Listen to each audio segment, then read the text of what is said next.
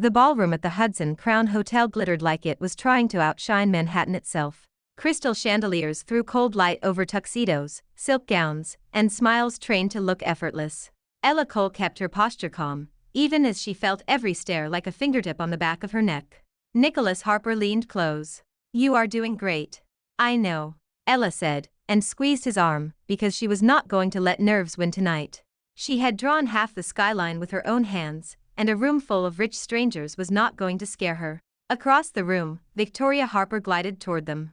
She moved like the event belonged to her, which in a way it did. The Harper name sat on buildings, museums, and one very expensive wing of this hotel. Victoria's eyes swept Ella from head to toe, quick and sharp. "Nicholas," she said, her voice smooth as poured champagne. "Mother," he replied, already tense. Victoria looked at Ella as if she were a misplaced menu. "Miss Cole, a word." Nicholas stepped forward. "Whatever it is, we can talk at home." Ella lifted a hand, gentle but firm. "It is fine. If Lady Harper has something to say, she can say it." The nearby conversations thinned. Heads angled toward them, pretending not to listen. Victoria's mouth curved into a polite smile that did not touch her eyes. "Very well," Victoria said. "Let us be honest, then." She opened her clutch and pulled out a single sheet of paper, a check. She placed it on the nearest cocktail table with a soft slap that somehow sounded loud. Ella's gaze dropped to the number, $10 million. Victoria tipped her chin. "Take it. Leave my son. Disappear." A hush fell like a curtain. Someone laughed nervously on the other side of the room, and then stopped. Nicholas's face went hard. "Are you insane? Do not raise your voice," Victoria said, still smiling. "This is a kindness." Ella did not touch the check. She looked at Victoria, then at Nicholas, and back again. Her heartbeat slowed, not sped up. It was almost funny, the way Victoria thought money could solve everything. Victoria leaned closer. "You are talented, I hear. But talent is cheap in this city. Blood is not. Family is not. My son will marry where he should." Nicholas stepped between them. "Enough. Ella is my partner. She is my choice." Victoria sighed. "You are infatuated. That is all. And she knows exactly what she is doing." Ella finally reached for the check. A few people gasped. Nicholas froze. "Ella, no." She took a pen from her small purse, set the check flat, and signed her name on the back. Ella Cole. The crowd leaned in, hungry for the story. Victoria's smile widened. "Good girl." Ella slid the check back across the table, directly into Victoria's hand. "I signed it so you can frame it," Ella said. "A souvenir of the night you tried to buy my dignity." Victoria blinked, just once. Ella kept her voice steady, loud enough for the closest circle to hear. "I love Nicholas," Ella said. "I do not love your money. If a Harper marriage needs a price tag, then you are right. I do not belong in it." She met Victoria's stare without flinching. "But do not confuse that with weakness. Your check cannot buy my love, and it cannot insult me into leaving." A ripple of murmurs ran through the room. Someone near the bar whispered, "Did she just hand it back?" Another voice, soft with delight. "She did." Victoria's hand tightened on the paper. "You are bold," she snapped, the mask cracking. "I am honest," Ella replied. "There is a difference." Nicholas exhaled, as if he had been holding his breath for years. He reached for Ella's hand. "We are leaving." "We are," Ella agreed. Victoria's voice sharpened. "If you walk out with her, do not walk back." Nicholas did not turn around. "Then I will not," he said. Ella kept her chin up as they moved through the stunned crowd. She heard the whispers, felt the curiosity, the judgment, the entertainment. Let them talk. She had been underestimated her whole life. Tonight, she had just reminded everyone that she was not for sale. They did not go back to the Harper estate. Nicholas drove straight to Ella's apartment in Queens, the one with the tiny balcony, and the old elevator that groaned like it hated joy. He carried his suit jacket over one shoulder and his whole future on his back. Inside, he set his keys on the counter and stared at the narrow space. "It smells like paint," he said. "It is a designer's home," Ella replied, kicking off her heels. "We live in deadlines and coffee." He watched her for a second, then his voice dropped. "My mother is going to burn the world down." "Let her try," Ella said. "We will build a better one." By morning, Victoria Harper had done exactly what she promised. Her assistant called 3 of Ella's clients before breakfast. By lunch, 2 contracts were paused and 1 was cancelled. By evening, a rumor was already floating through the design circles. Ella Cole was a social climber. Ella Cole was desperate. Ella Cole had seduced Nicholas Harper for access. Lena Petrello stormed into the studio with her phone in her hand and fury on her face. "This woman is a menace," Lena said. "She is calling you a gold digger while sitting on a gold mountain. The irony is insulting." Ella tried to laugh. It came out thin. Lena grabbed her shoulders. "Do not you dare break. I swear, I will set her guest list on fire." Nicholas arrived an hour later with takeout and an apology in his eyes. "I can talk to the board," he said. "I can tell them to stop this." Ella sat on the edge of her drafting table. "Your mother is not doing this through the board. She is doing it through fear, through social pressure, through the old network that decides who gets invited, who gets hired, who gets listened to." Nicholas clenched his jaw. "I will cut her off." Ella shook her head. "No, that is exactly what she wants. To make you choose in a way that looks like you are being manipulated. I do not want you to lose everything for me. I want you to stand with me while I earn my place." Lena rolled her eyes. "You already earned it." "Not in her world," Ella said. "And unfortunately, her world pays a lot of bills." The next week was brutal. Ella's studio inbox stayed quiet. A junior architect she mentored stopped replying to messages, afraid to be seen on her side. A vendor they relied on suddenly raised prices and blamed it on market changes. While refusing to look her in the eye, Ella did not beg. She did not call Victoria. She did not ask Nicholas to fix it with money. Instead, she took a project no one wanted. A nonprofit in the Bronx needed a community learning center, something safe for kids after school. The budget was small, the timeline insane, and the press coverage non-existent. Ella accepted anyway. "Why take it?" Nicholas asked late one night, when he found her asleep at the desk, pencil still in hand.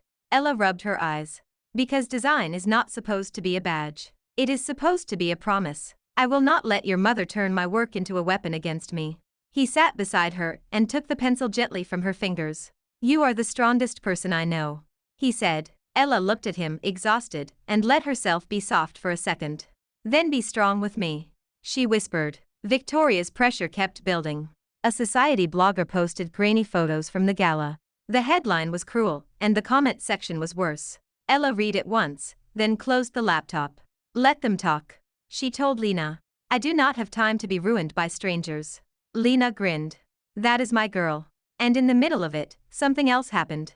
The nonprofit posted Ella's concept sketches online, grateful and amazed. The drawings went viral, not because of drama, but because they were beautiful. Sunlight, warm wood, safe corners, a rooftop garden for kids who had never seen one. For the first time in weeks, Ella's phone lit up with a new email. Not a cancellation. An invitation. A mid-sized developer in Brooklyn wanted to meet. Nicholas read the message over her shoulder and smiled like he had been holding his breath too. "Told you," he said. "You build, she buys. Who do you think wins?" Ella exhaled slowly. "Me," she said. "I win." But somewhere in a penthouse with a perfect view, Victoria Harper watched the same viral post and narrowed her eyes. She did not look impressed. She looked threatened. The meeting in Brooklyn went well. The developer, a woman named Diane Holt, shook Ella's hand and looked her in the eye. "I do not care who your boyfriend's mother is," Diane said. "I care if you can deliver. Your work says you can." Ella left the office feeling lighter than she had in a month. Then the rejection letter arrived 2 days later. "Same project, same team, different tone. We have decided to move forward with other candidates." It read polite and empty. Ella stared at it for a long time. Lena slammed her coffee down. "That is Victoria. That is her stench on the paper." Nicholas's eyes went dark. "I am going to call Diane." "Do not," Ella said. "Not yet." She wanted proof. She wanted to know exactly how far Victoria was willing to go. The answer came quickly. An industry friend pulled her aside at a networking mixer and whispered, "I am sorry, Ella." Victoria called Diane. "She said you are unstable. She said you will embarrass the project. She implied things." "What things?" Ella asked. The woman looked uncomfortable. "That you are not with Nicholas for love." Ella felt a flash of heat behind her eyes. She swallowed it down. "Thank you," she said, and walked away before the anger turned into tears. Nicholas found her outside in the cold. He wrapped his coat around her shoulders without asking. "This is my fault," he said. "No," Ella replied. "This is your mother's choice. Do not give her the gift of blame, give her consequences." "How?" he asked, voice raw. Ella looked up at the skyline, at the towers she had always wanted to shape. By winning without her permission, she said. That was when Lena found the flyer. The International Urban Design Prize. Open submissions. Global press. A judging panel that included names that made careers. Lena waved it like a weapon. This. You win this, and no one can pretend you are small. Ella read the details and felt her pulse quicken. Then she saw the list of advisory judges. One name, bold and familiar. Victoria Harper's best friend, Clarissa Wren. They will block you. Nicholas said immediately. They will try. Ella corrected. She submitted anyway. Her concept was called City Oasis, a community hub that reclaimed abandoned lots and turned them into green, shared space. Not luxury, not status, people, belonging. 2 days later, the rejection came. Insufficient high-profile project history. Lena cursed loudly enough to make the interns stare. Nicholas slammed a cabinet door. Ella sat quietly, then opened her laptop. Where are you going? Nicholas asked. Over their heads, she said. She compiled every project she had done. The nonprofit center, the small renovations, the overlooked spaces. She wrote an explanation that was not an apology. It was a challenge. To the organizers, she said, design mattered where it hurt. In crowded neighborhoods. In schools that needed light. In cities that swallowed people whole. She clicked send. Then she waited, not with hope, but with stubbornness. A week later, an email arrived. Your submission has been re-reviewed. You are accepted as a finalist. Ella stared, unable to breathe for a second. Lena screamed. Nicholas lifted Ella off the ground and spun her once, laughing like a man who had forgotten how. That is not just a yes. Lena said, eyes bright. That is a slap. Ella smiled, sharp and sweet. Then let us make it loud. The finalist presentations were in Manhattan. Victoria could not stop Ella from walking into the room. Not this time. On the morning of the presentation, Ella stood in front of the mirror, tying her hair back. Her hands were steady. Nicholas appeared behind her, fixing his tie. I want to say something, he said. Ella met his eyes in the reflection. If you tell me you are sorry again, I will throw a shoe. He laughed, then grew serious. Whatever happens today, I am proud of you. I was proud the night you gave her the check back. I am proud now. I will always be on your side. Ella turned and kissed him once, quick and certain. Good, she said. Because after today, they are going to hate me even more. At the venue, Ella spotted Clarissa Wren speaking to Victoria near the front row. Victoria's gaze cut toward Ella like a blade. Ella did not look away. Let them watch. Let them judge. She had built her whole life out of rooms that tried to shut her out. Today she was walking in anyway. The stage lights were hot. The audience was full of architects, developers, critics, and people with power that did not need to be announced. Ella could feel Victoria Harper's presence even without looking. It sat in the room like expensive perfume, heavy and unavoidable. Ella stepped to the podium. Her first slide appeared, clean and simple. A map of forgotten lots. A photo of a chain-link fence covered in graffiti. A place everyone walked past. This is where the city hides its shame, Ella said. A few heads lifted, interested. She continued, voice steady, not pleading, not performing. City Oasis is not a monument. It is a repair. She showed courtyards with trees, a community kitchen, open classrooms that could become shelters during heat waves. She spoke about dignity, about access, about how beauty should not be reserved for zip codes with private doormen. When she finished, the room was quiet for a beat. Then a judge in the front row leaned forward. Miss Cole, he said. Your proposal is ambitious. The budget assumptions seem optimistic. Why should we believe it can be built? Ella nodded once, as if she had been waiting for that. Because I already built versions of it, she replied. She clicked to a slide of her Bronx Center, then another and another. Real projects, real people, real impact. The judge's expression shifted. Not impressed. Respectful. Questions came fast. Ella answered them with calm precision. She did not pretend she had a billionaire safety net. She explained how constraints made her sharper, not weaker. When she stepped down, Nicholas met her at the edge of the stage. His eyes were bright. You were incredible, he whispered. Behind them, Victoria stood, clapping slowly, her face carefully neutral. Clarissa Wren leaned toward her, and Ella caught the movement of their mouths. A private comment. A private judgment. Ella did not care. Not now. The awards were announced that evening. The room buzzed with champagne and prediction. Lena hovered at Ella's shoulder like a guard dog. If you do not win, I will bite someone, Lena muttered. Ella laughed once. Keep your teeth for later. The host returned to the mic. And the International Urban Design Prize goes to City Oasis by Ella Cole. For a second, Ella thought she misheard. Then the room exploded into applause. Lena shrieked. Nicholas grabbed Ella's hands. Go, he said, voice thick. Go get it. Ella walked to the stage on legs that felt unreal. The trophy was heavy in her hands, cool metal and sharp edges. She looked out at the crowd, then at the front row. Victoria Harper was not clapping now. Her hands were still. Her mouth was a line. Ella spoke anyway.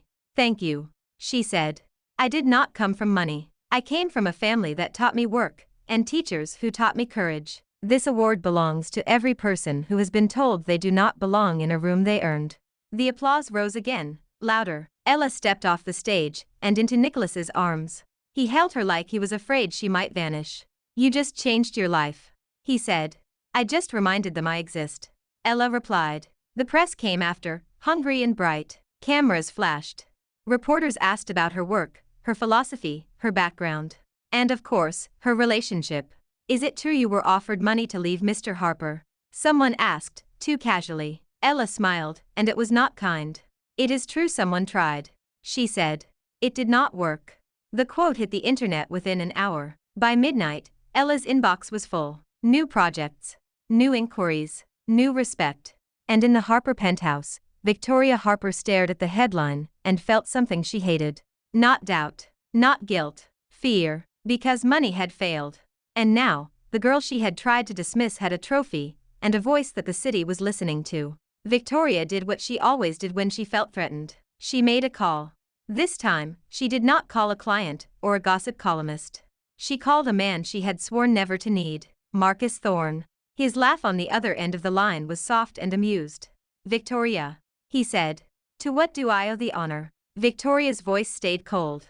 I want a problem removed. Marcus hummed. A person problem? A person problem, Victoria confirmed. Marcus's tone warmed with interest. Tell me about her, he said. And just like that, Ella's victory became another target. The first sign came as an invitation. A sleek envelope, heavy paper, a minimalist logo. Thorne Group. A private redevelopment pitch for a waterfront project in Lower Manhattan. A chance at a contract that could define a decade. Lena read it twice. This is suspicious. Nicholas frowned. My mother hates Marcus Thorne. Why would his company invite Ella? Because, Ella said slowly. Someone wants me in a room. They researched anyway. The project was real. The location was real. The guest list included names that mattered. The pay would be enormous. Ella could almost hear Victoria's voice in her head. Talent is cheap. Blood is not. Family is not. Do you want to go? Nicholas asked. Ella stared at the envelope. If this is a trap, I want to see the teeth, she said. The pitch event took place in a glass-walled conference hall overlooking the river. Marcus Thorne greeted Ella like an old friend. He was silver-haired, expensive, and too calm. His smile never reached his eyes. Miss Cole, Marcus said, taking her hand for a fraction too long. Your work is inspiring. City Oasis, a beautiful concept. The city loves a hero story. Ella withdrew her hand smoothly. Cities love results. Marcus's laugh was soft. Yes, that too. Victoria was there, of course, standing near the center of the room like she belonged. When Ella approached, Victoria did not speak. She simply watched, measuring. During the presentation, Marcus spoke about community, about legacy, about the future. It was all polished words. Ella listened, eyes sharp. Then he showed a slide that made her stomach tighten. A design sketch. Her design sketch. A variation of City Oasis, altered, but unmistakably hers. Ella's breath caught.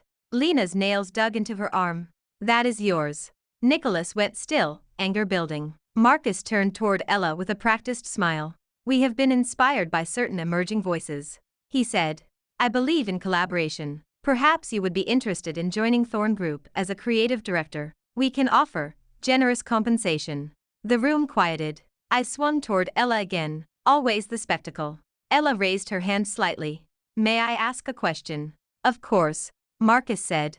Where did you get that concept sketch? She asked, voice clear. Marcus's smile did not falter. Public materials, he said. The internet is a marvelous thing. Ella nodded slowly.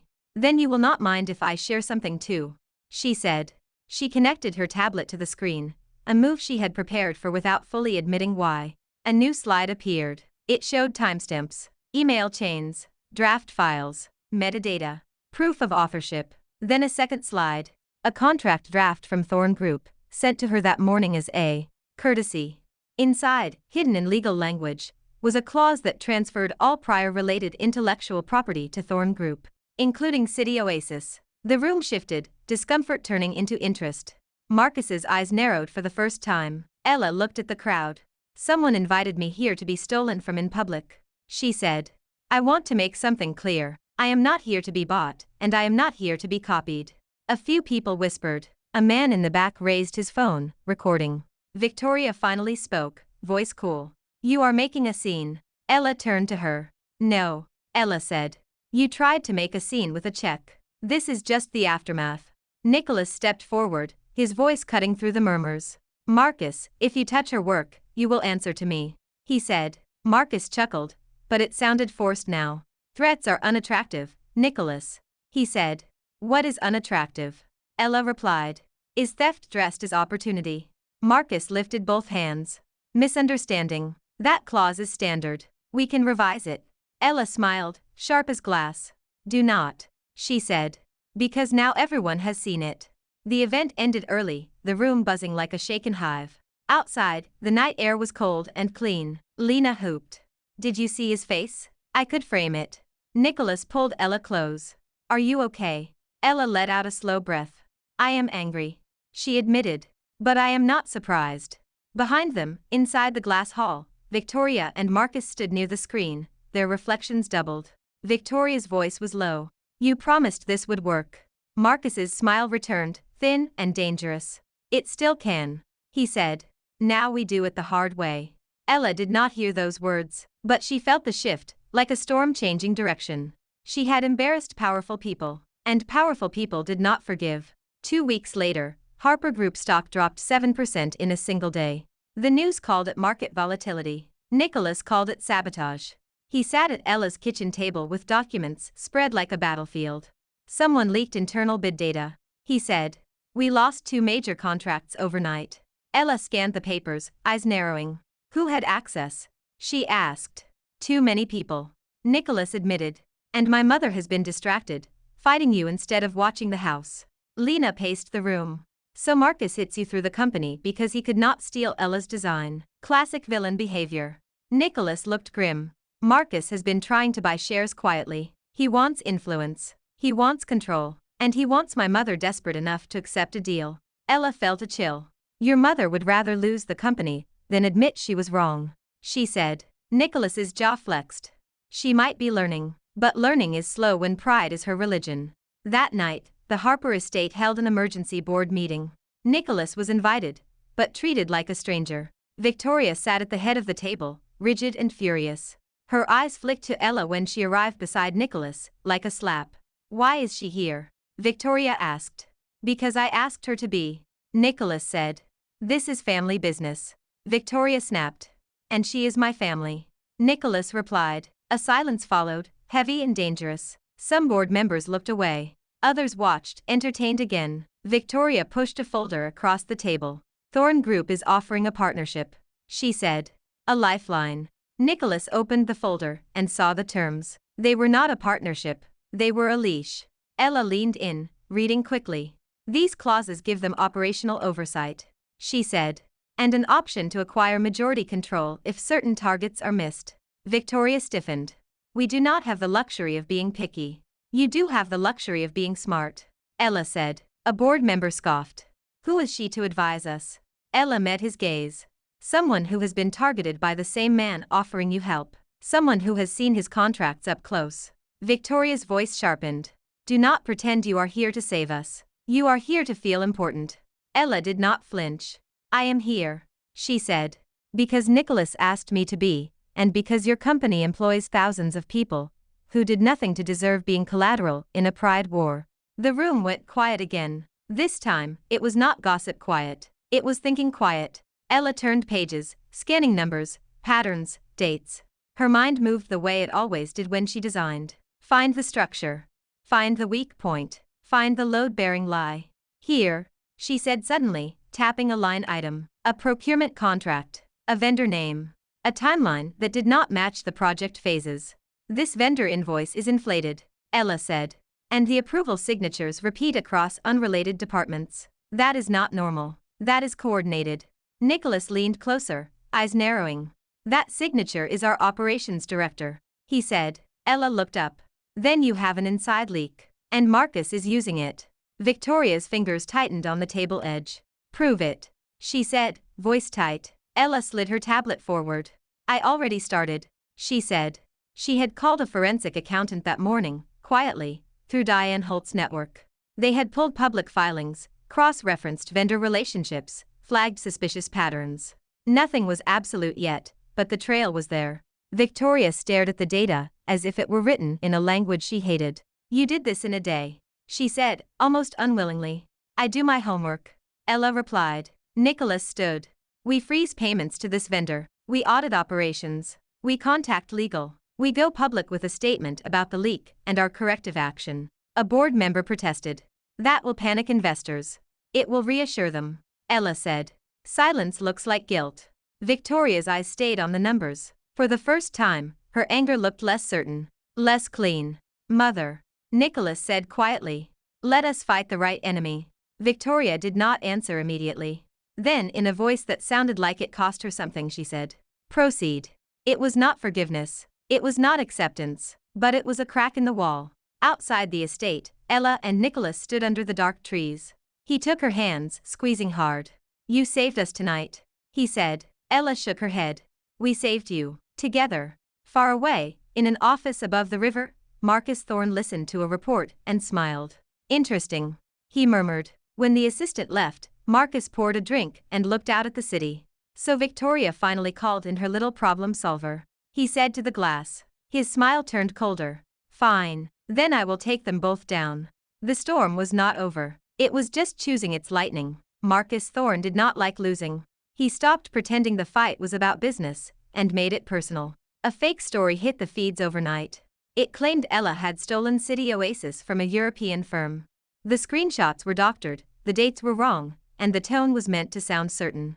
Certain enough to stain. Lena called before dawn. They are calling you a thief. I am going to bite someone. Ella sat up, cold anger clearing the last traces of sleep. Do not bite yet. Send me everything. Nicholas arrived at the studio with his tie undone and his eyes burning.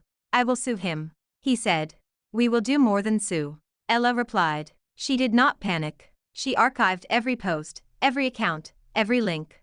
She compared the fake materials to her original drafts, then traced the spread pattern the way she would trace a crack in a wall. Pressure points, load-bearing lies. By noon, a digital investigator Diane Holt recommended had mapped the first wave of shares back to a shell PR firm.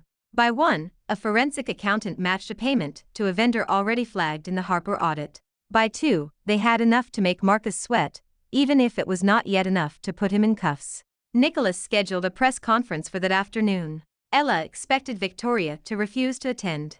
Instead, Victoria walked into Harper headquarters in a black suit, face sharp, posture unbreakable. You are here, Nicholas said, surprised. Victoria looked at Ella, then away. Marcus used my blind spots. He will not use my company.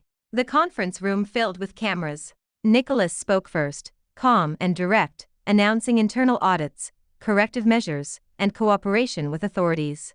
Then he stepped aside. Ella faced the microphones.